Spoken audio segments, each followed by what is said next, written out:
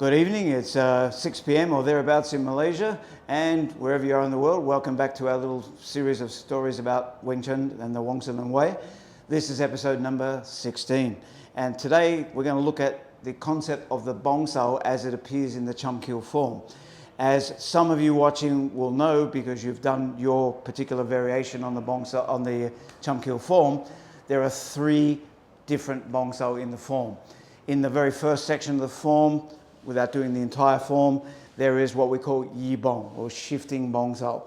It's normally done with the body with a Lan Sau position and the body turned, and we shift on the heels and bring the technique forward. Now others might do it a different way.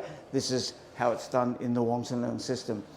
This represents the concept that you already have contact with your opponent, and if your opponent is applying a lot of force, you're not going to beat him by trying to push back, but you can save the situation by allowing his force to become your force. So when we Yi Bong, it's because our attack has been cut off. We can't finish our attempt to go forward. So what we're doing is shifting so that we can then continue the attack.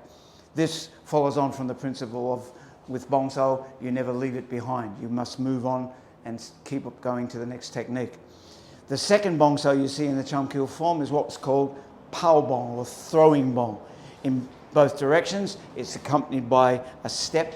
So we're connecting the hip and connecting that to the elbow to learn how to get power. But in reality, you're not going to be going into the punch. It wouldn't make sense if a punch is coming to go into it, because that's fighting force with force. What will actually happen is you'll move away from it. But it's easier to learn to connect to your stance in a forward direction than it is in a backward one.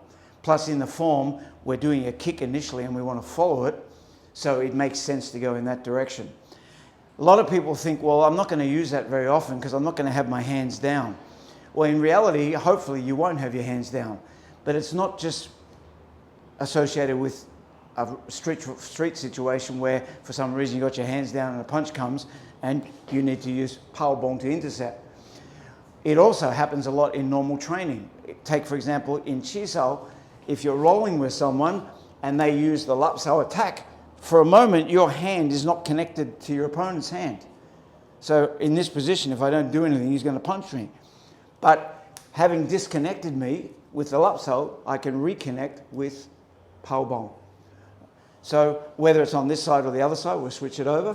If he does the Lap Sau on this hand, I'm reconnecting, that's Powerball. Finally, in the form is the Dipole. Again, there's a kick in front of it, after which we do 3 movements of stepping and Dipole, or low Bong Sau. This is a 2-for-1 deal because you're actually practicing 2 completely different applications at the same time. Again, if your arms are down when the attack comes, you could use Dipole to intercept that kind of a low line attack.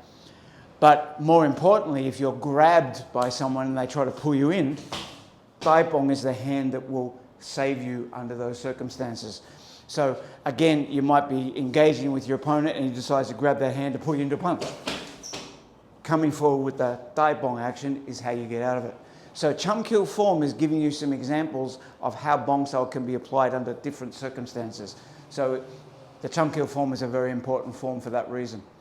All right, see you on the next one. Bye.